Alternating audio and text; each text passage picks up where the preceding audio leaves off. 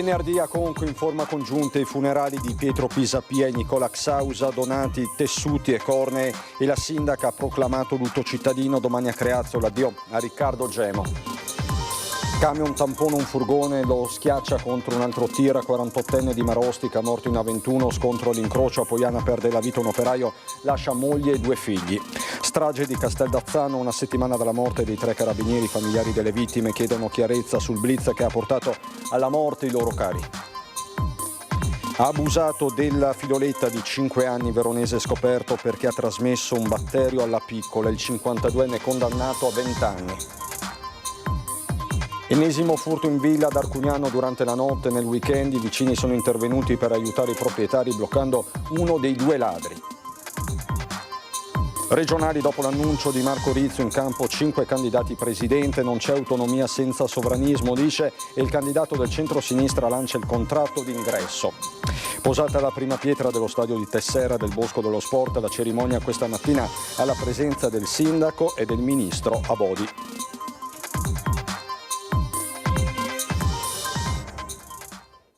Bentrovati, buonasera. Tanti dunque i fatti di cui dobbiamo darvi conto in questa edizione regionale dei nostri telegiornali. Prima però il sondaggio di Ringa che torna anche questa sera puntuale alle 21.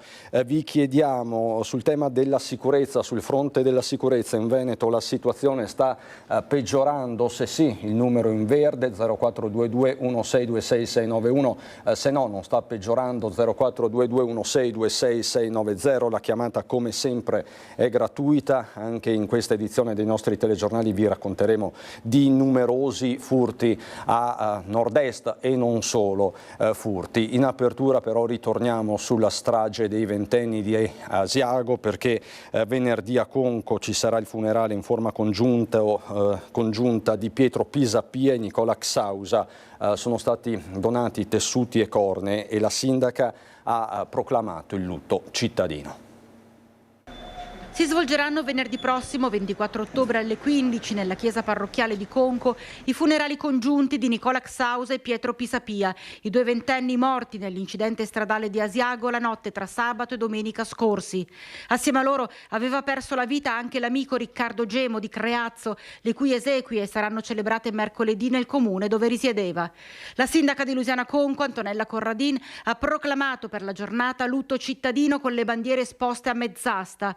Una perdita enorme per la piccola comunità che giusto poche settimane fa aveva pianto un altro figlio, il piccolo Stefano Angonese, 3 volte ucciso da un'auto a soli 13 anni. C'è tanta commozione, c'è tanto affetto nel ricordare Nicola, innamorato della montagna che frequentava l'accademia di sci di Falcade, e Pietro, con il suo sorriso contagioso, che donava anche nel posto di lavoro la centrale pizzeria da Maino. 2 ragazzi sempre pronti a dare una mano in paese. Anche oggi sia la pizzeria che il vicino salone di parrucchiera sono chiusi per lutto. Troppo è il dolore, come ci conferma Martina Girardi, titolare dell'Alimentari di Conco. E lui era Conco, lui era il sorriso di Conco, perché Pietro lo vedevi sempre, era sempre in paese, lo si vedeva in pizzeria, lo si vedeva aiutare per la sagra. Era il paese, era gioia soprattutto, e quindi dispiace tantissimo, sia per lui che ovviamente per Nicola, anche se lo conoscevamo un po' meno perché era via dal paese per gli studi e per lo sport, ma erano entrambi due bravissimi ragazzi, cresciuti a Conco. La Procura di Vicenza ha aperto un fascicolo per omicidio stradale e saranno effettuati gli accertamenti tossicologici su Nicola Xausa, che si trovava al volante della Peugeot 207 andata distrutta. Intanto migliorano le condizioni dei 2 amici che si sono salvati. In realtà Nicola e Pietro non se ne sono però andati del tutto. Le loro cornee, i loro tessuti, le loro valvole cardiache permetteranno ad altre vite di vivere. Un grande, estremo atto d'amore, commenta Martina Girardi, che è anche la vicepresidente dell'AIDO di Lusiana Conco. È una cosa ancora che fa ancora capire ancora di più quanto belli fossero questi ragazzi. Domani intanto a Creazzo i funerali della 3ª vittima della strage di Asiago, Riccardo Gemo. e sono dolori che un genitore non dovrebbe mai provare. Parla da mamma il sindaco di Creazzo e a nome di una comunità scossa dalla perdita di Riccardo Gemo, il giovane che avrebbe compiuto 20 anni a dicembre, coinvolto nello schianto che domenica notte sulla rotatoria di Asiago ha strappato alla vita 3 giovanissimi. Saranno in tanti a volerlo salutare per l'ultima volta. Il funerale sarà celebrato mercoledì alle 15 alla chiesa di San Nicola a Olmo di Creazzo. Ho già chiamato la pattuglia degli agenti di polizia locale per essere presente, perché io prevedo che ci sarà tantissima gente. In più farò chiudere la piazza di San Nicola proprio per dare la possibilità alle numerose persone che arrivano o di parcheggiare o di trovare spazio proprio per arrivare presso la chiesa. Il sindaco ha già predisposto che le bandiere resteranno a mezz'asta, erano ancora in quella posizione per onorare i carabinieri caduti a Casteldazzano.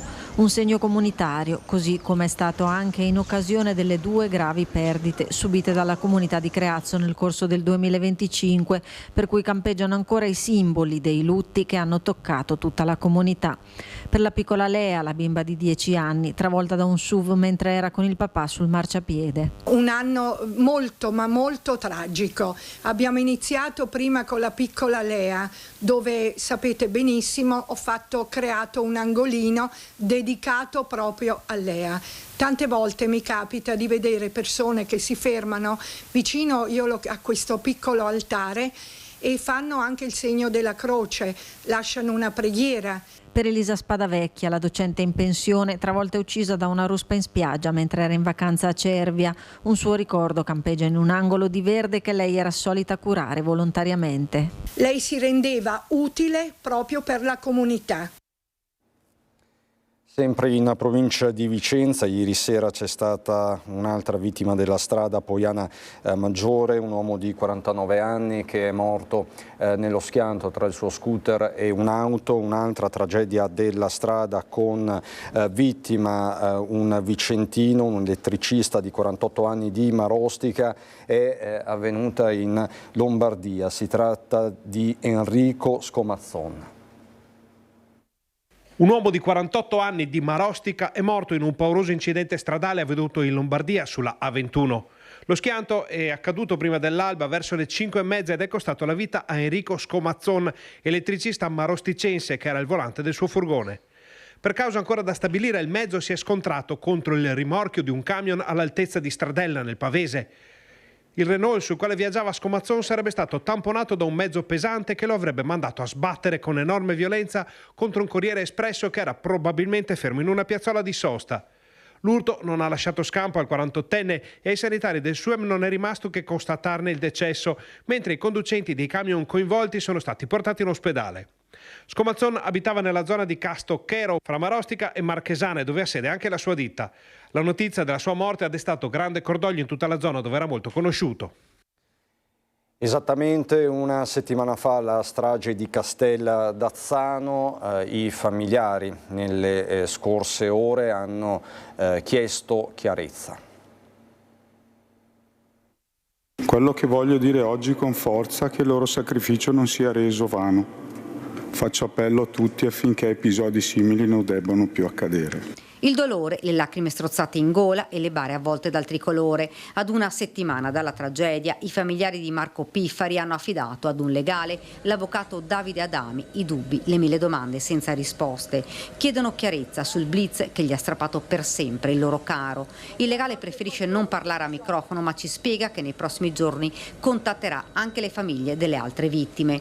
Bisogna capire come è stata organizzata la perquisizione e l'irruzione nella casa dei Ramponi e che cosa avevano in mano i militari per preparare il piano d'accesso al casale, ma soprattutto se è stato fatto tutto il possibile per garantire l'incolumità dei carabinieri. Non vogliamo puntare il dito verso nessuno, ha concluso l'avvocato, ma capire che cos'è andato storto.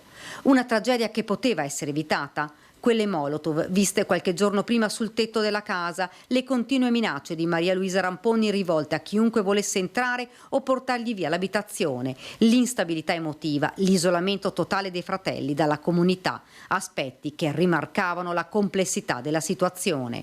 Nell'esplosione sono morti Marco Piffari, Valerio Daprà e Davide Bernardello, il più giovane, uccisi sotto le macerie del casolare. I responsabili, i 3 fratelli Ramponi, sono accusati di strage, detenzione di esplosivo e resistenza pubblico ufficiale, ma le famiglie vogliono capire perché tutto questo è capitato. Intanto la donna che ha innescato l'inferno, Maria Luisa Ramponi, la più piccola dei fratelli, è ancora ricoverata in ospedale. Il suo difensore, l'avvocato Alessandro Ballottin, ha chiesto al Policlinico Borgo Trento di poter parlare con la sua assistita appena sarà possibile, ma la strada che potrebbero percorrere i legali degli indagati è quella di una perizia psichiatrica per stabilire se fossero capaci di intendere o volere al momento dei fatti. A parlare l'avvocato di Maria Luisa Ramponi. Si valuteranno anche le possibilità di farla valutare da un punto di vista proprio medico, se sussiste la capacità di intendere di volere. Cioè, prima, da quello che so, insomma, non aveva nessun tipo di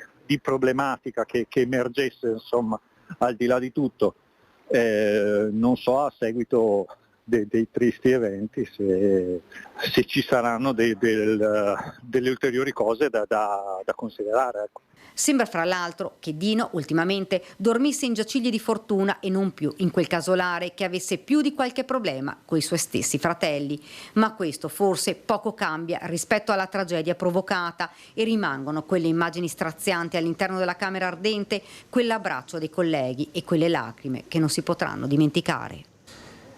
Per 2 anni, dal 2021 al 2023, ha costretto la figlia di 5 anni ad avere rapporti sessuali con lui e le ha trasmesso un'infezione, fattore che ha portato alla scoperta dei ripetuti abusi. L'uomo di 52 anni è stato condannato a 20 anni di reclusione, questa la pena che gli è stata inflitta dal giudice dell'udienza preliminare di Verona per violenza sessuale su discendente minore di 10 anni per lesioni gravi, maltrattamenti ed estorsione, un quadro dell'orrore che appunto è finito fortunatamente con questa sentenza da parte del giudice di Verona. Assalto in villa ad Arcugnano nel weekend, attimi di paura e concitazione. Ladri in azione in 2 abitazioni nel comune di Arcugnano, una zona martoriata dai malviventi per fatti simili che hanno messo in allarme i residenti. Questa volta però ai ladri è andata male. Il racconto del sindaco che ha telefonato subito al proprietario preso di mira. Mi ha raccontato la vicenda che è stata abbastanza impattante, emozionante, perché hanno avuto questo ingresso di queste 2 persone nella loro casa e hanno avuto anche una colluttazione e che ha coinvolto anche altre persone. Però appunto mi diceva che c'è stata una forma di aiuto da parte dei vicini di casa che sono intervenuti e con loro sono riusciti a bloccare almeno uno dei 2 malviventi. Si tratta di un cittadino albanese di 36 anni senza fissa dimora che è stato poi preso in consegna dai carabinieri. L'uomo è stato infine condotto in carcere in attesa di giudizio. Dovrà rispondere di furti in abitazione, rapina impropria, lesioni personali e in concorso. I criminali infatti non hanno esitato ad impugnare i cacciaviti a mo' di coltelli per intimorire i residenti della zona che sono stati aggrediti anche a calci e a pugni. I cittadini qui sono in stato di allerta continuo. Circa un mesetto fa c'è stato più o meno nella stessa zona un intervento di ladri. Questi sono entrati in casa, sono entrati in una casa di una persona che conosco, però si sono presentati apparentemente a mani nude. Lì invece mi ha raccontato appunto il proprietario che sabato sera questi avevano degli strumenti che certamente avrebbero fatto del male se venivano usati come avrebbero voluto loro, e solamente il fatto che c'è stata la collaborazione dei vicini sono riusciti a bloccare uno dei 2. La speranza del primo cittadino è che le aggravanti dell'assalto all'abitazione siano sufficienti per trattenere in carcere il malvivente e dare così certezza della pena. Che almeno facciano un po' di giorni in prigione, sperando che questo serva a far maturare una sensibilità e una coscienza. La politica, più soldi in busta paga ai neoassunti. Giovanni Manildo da Mestre lancia il contratto d'ingresso. La Regione lo mette come priorità, quindi ci saranno fondi propri, ma abbiamo anche dei fondi delle associazioni di categoria che hanno visto con grande approvazione questa idea. La copertura finanziaria per realizzare il progetto c'è e in caso di vittoria del centro-sinistra alle elezioni regionali, tra i punti focali del programma di governo del Veneto ci sarà l'integrazione delle buste paga dei giovani neoassunti durante il primo biennio lavorativo.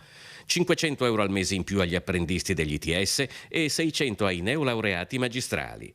Giovanni Manildo ha lanciato la prima delle 7 azioni strategiche al centro del programma elettorale del centro-sinistra dal polo universitario di Via Torino a Mestre. Dobbiamo dare dei motivi per cui i ragazzi rimangano e siano felici di costruire un futuro in Veneto, e è fondamentale, in accordo con le associazioni di categoria, abbiamo proposto questa idea della retribuzione d'ingresso, quindi un'integrazione alla retribuzione che i ragazzi avranno finito il loro percorso formativo. Manildo l'ha definito una misura sostenibile e potente che permetterà a un neolaureato di passare da una retribuzione media di poco inferiore ai 1.500 a circa 2.000 euro, un incentivo reale a restare e investire in Veneto le proprie competenze. Il Veneto dal 2011 è stato stimato che sono andati via circa 48.000 giovani in modo stabile, che è praticamente come se sia scomparsa la città di Belluno. Oltre al contratto d'ingresso, il centro-sinistra ha in programma un piano casa per giovani e lavoratori con alloggi accessibili e canoni calmierati,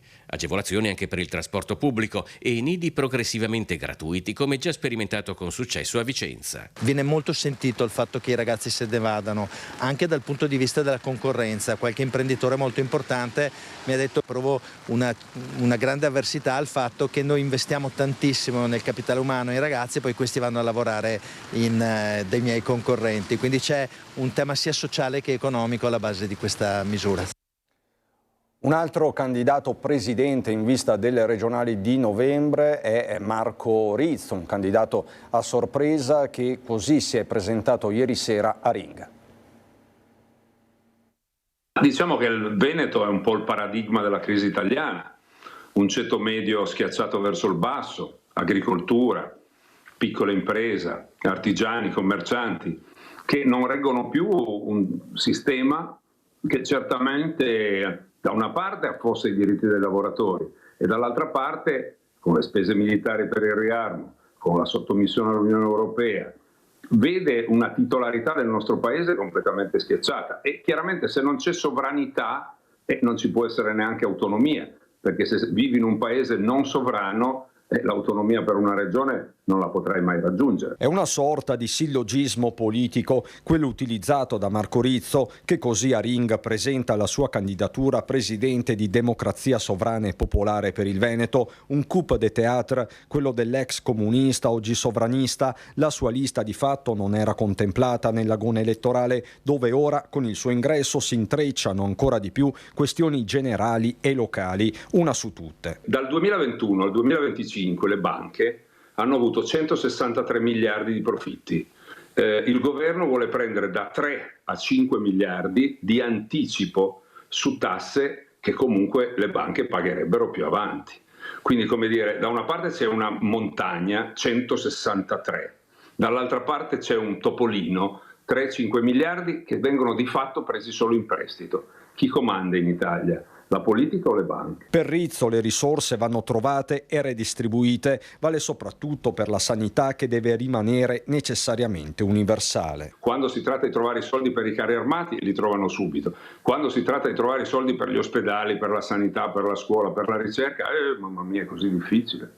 Senta, dicono che è anche per dar fastidio alla candidatura di Chomsky, che tra l'altro noi abbiamo qua stasera, dopo lo presenterò.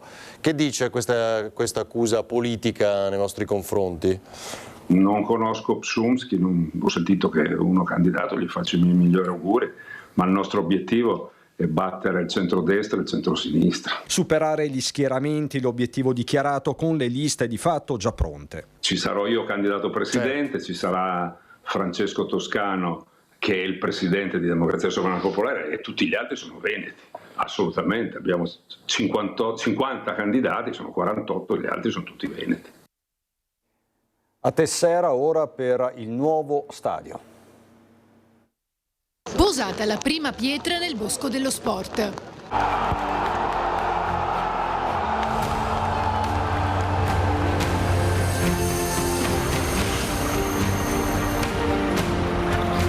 Il nuovo stadio, che potrà ospitare incontri di calcio e rugby, sarà pronto nel 2027. La cerimonia ufficiale alla presenza del sindaco e del ministro dello sport. Ci sono tutti gli elementi, tutti i contenuti che testimoniano non soltanto la volontà di costruire un edificio o una serie di edifici, ma di farli a misura di persone, di renderli accessibili in un contesto di massimo rispetto dell'ambiente, con una capacità di produrre più energie di quanto ne consumeranno questi luoghi.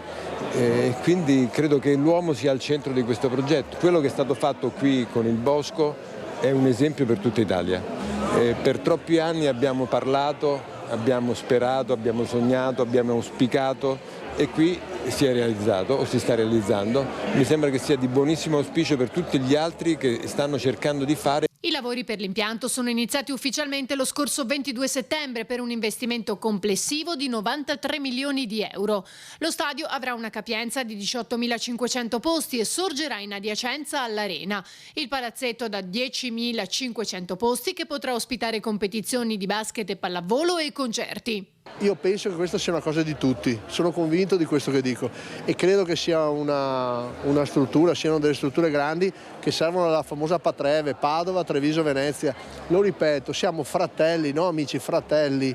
Dopo ci possiamo prendere in giro in campo, per carità, ma io personalmente ho un rispetto dell'avversario sempre e comunque e si dà sempre la mano, se vinci o che se perdi, sempre. E poi c'è l'arbitro che decide, qualche volta fa anche degli errori. Pazienza, se poi non sono bravi vanno in Serie B anche loro, però così funziona il mondo e i ragazzi, i giovani lo capiscono e lo sport può diventare, è veramente un'azione culturale. La forma sinuosa degli spalti richiama il fluire delle onde della laguna e simboleggia l'anello consacrato che veniva e viene lanciato nelle acque della laguna durante lo sposalizio del mare. L'ambiente che ci ha ispirato, la forma del nostro stadio ripercorre, diciamo, la forma delle onde della laguna, l'incontro dell'uomo con la natura. Volevamo sicuramente ricreare uno spazio immersivo per tutti e il fatto che ci siano anche il parco attorno al nostro stadio ci aiuta proprio in questa immersione nella natura.